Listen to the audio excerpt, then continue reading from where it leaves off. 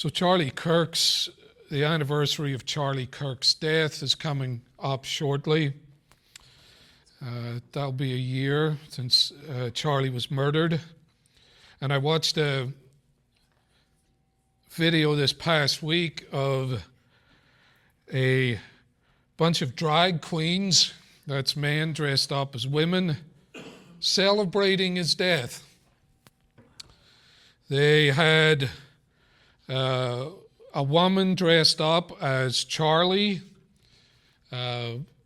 blood flowing from his neck, and mocking a reenactment of the man's assassination. And then they also had a man dressed up as a woman as Charlie's wife, Erica. And they were mocking her too. And if that wasn't disturbing enough, the crowd in the theater were laughing and applauding every minute of it. Every minute of it.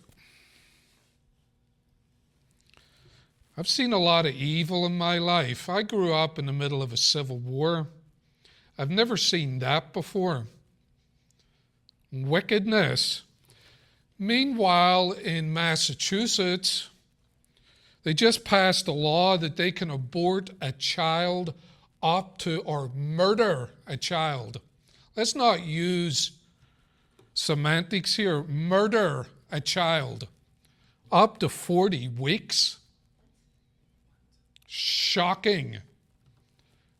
Demonic. Evil. Beyond imagination. I cannot grasp this kind of wickedness. But we have to understand it. We have to understand it.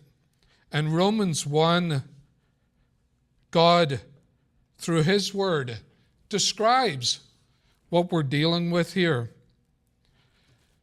Paul says that God has given them over to a depraved mind. It can only be a depraved mind that can celebrate these things. And in that list, of course, there is murder. Murder. The celebration of murder. Depraved minds. That's what we're dealing with. We're living in a godless and rotten world, breeding godless and rotten people through godless and rotten teachings, godless and rotten role models, godless and rotten ideas and philosophies, and wickedness being perpetuated by wicked men in this godless and rotten world system of sin. And sometimes I think, does it matter? Does it matter that we hold up the love of Christ as the way of life when everything else and everyone else around us seems to be holding up death as their standard? Does it matter? Does it matter that we lay our lives down and sacrifice everything to walk in the footsteps of Christ?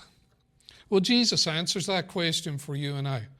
In Matthew chapter 5, Jesus says this, "You are the salt of the earth."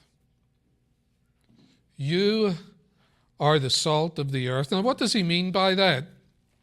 What he means by that in a sinful and godless and rotten world, you hold back the rot.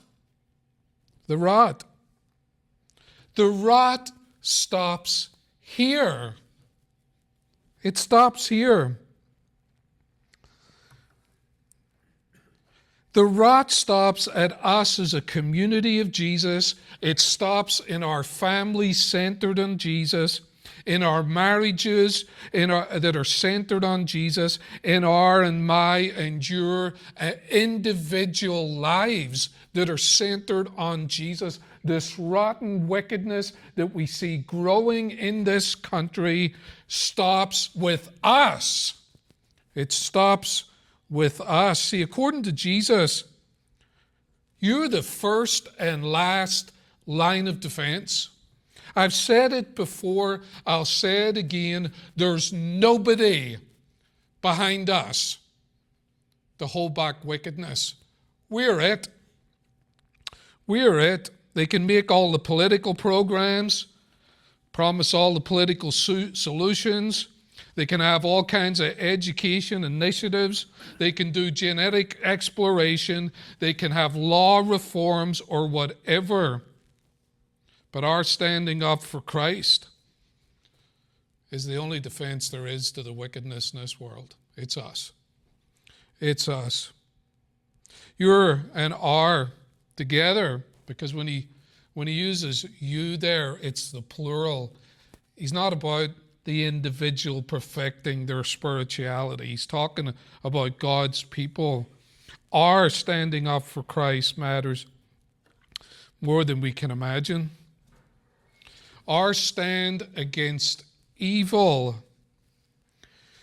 We have no idea the evil that we are holding back. That we are holding back. When Jesus says you're the salt of the earth, he means we're holding back the rot, and we at times have no idea what would come if it wasn't for us. If it wasn't for us. According to Jesus and according to God, it all comes down to our lives that are lived for Jesus. At times, we think we're not important. At times, you think you're not important, and I might think I'm not important. But we're holding back the rot and the downfall of this country. That's what we're doing. That's why we're here today. Now, we might ask, how do we do something about this? Yes, we're holding it back because we are the salt of the earth. But how do we deal with it? Elon Musk says, when it comes to all these kinds of forms of wickedness, and Elon's not a Christian, yet. Elon says that we're dealing with a mind virus. The problem is in the mind of these people. It's been taken control by a virus, an invasion into these people's minds, that they would celebrate the death of an innocent man, that they would rejoice at butchering and murdering children up to 40 weeks in the womb. He says it's a mind virus that's driving them insane. Well, I'd say Elon's close, but he's not there yet. This is a sin-fueled madness that we're up against. And we have to realize this. Voting's not going to fix it. Don't stop voting. I'm not saying don't stop voting, but it's not going to fix it. Firearms are not going to fix it. Never give up your guns. Never give up your firearms. But they're not going to fix this. They're not going to fix it. The police force aren't going to fix it. Support law enforcement, but don't look to them to fix this problem. And technology isn't going to fix it. It's a useful tool, but it's a poor God.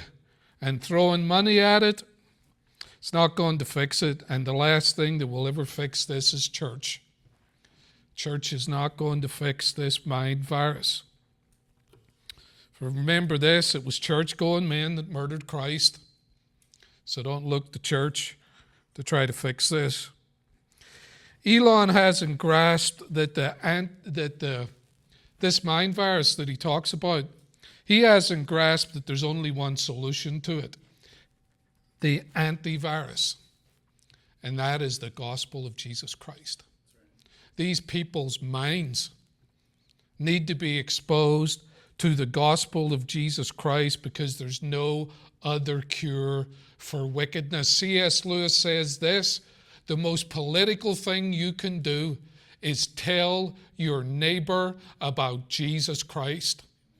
It's because when he learns about Christ and becomes a Christian, he's going to give up all of his wickedness, and that includes whatever is political wickedness too. Do not underestimate the importance and the power of the gospel of Jesus Christ when it is preached, when it is taught, when it is shared with others. Do not underestimate the importance and the power of the gospel. There is no other cure for the minds of men.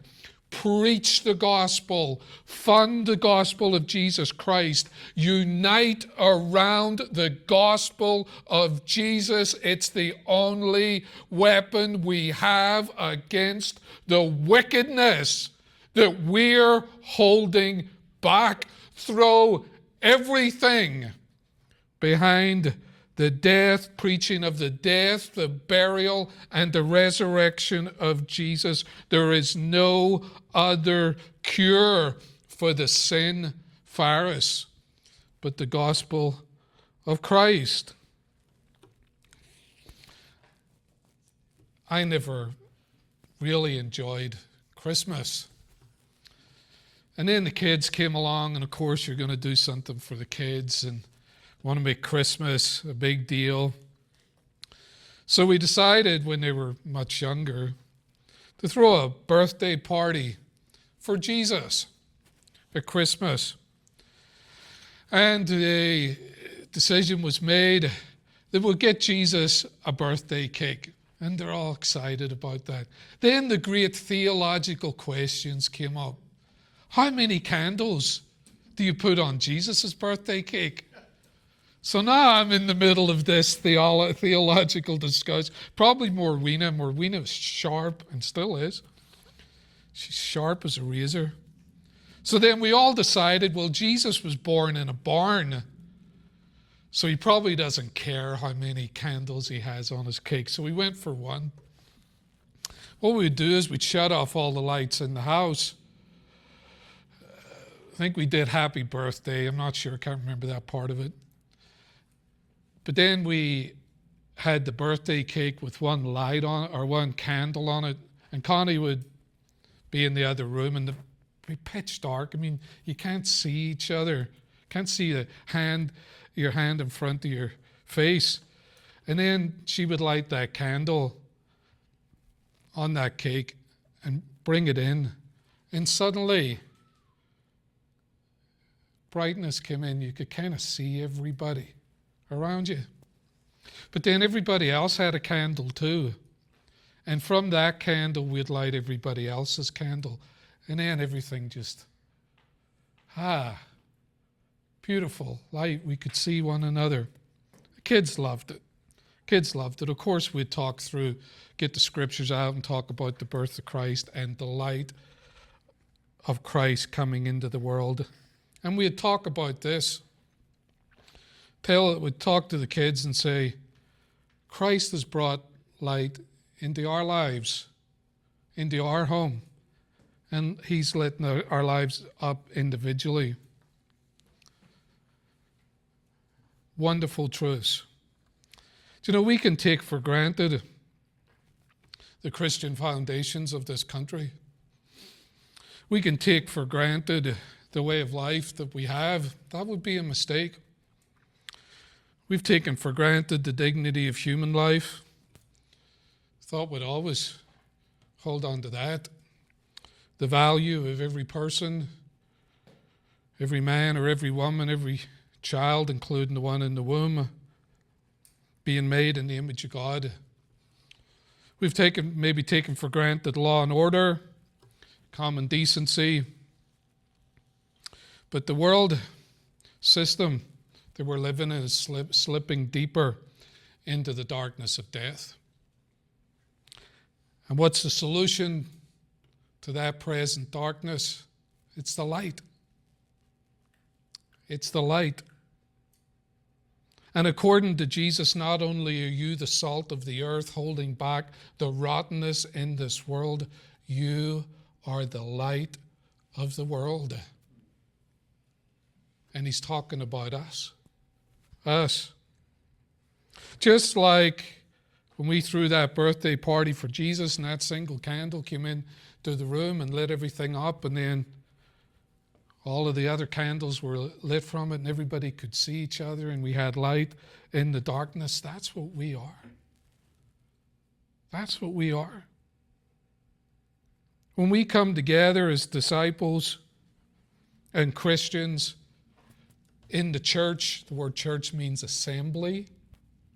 When we assemble, there's light. There's light. See, it's dark out there at the moment, but the darkness stays there because each of us are bringing the light. And today, this day, this world might be dark and getting darker, but there's light here. There's light here. There's love here. There's respect for one another here. There's value for each other. There's the dignity that everyone deserves, being made in the image of God here today. But not only at this time. We're going to wrap it up here and have the supper. But when we leave here, when we leave this room, we're going out there to share a meal, to sit down together and break bread as brothers and sisters in Christ, in the light, the way the world is meant to be. So when we take this bread,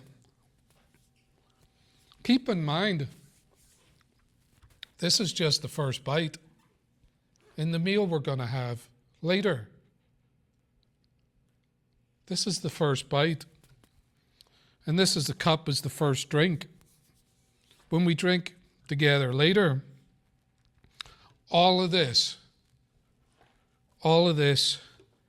is holding back the rot of this world and the darkness of this world.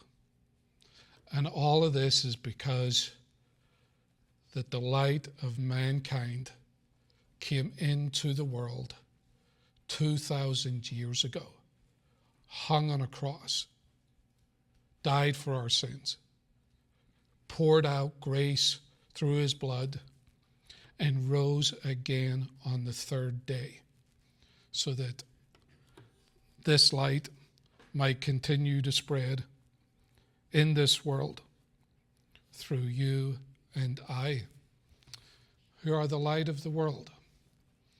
Bow with me, please.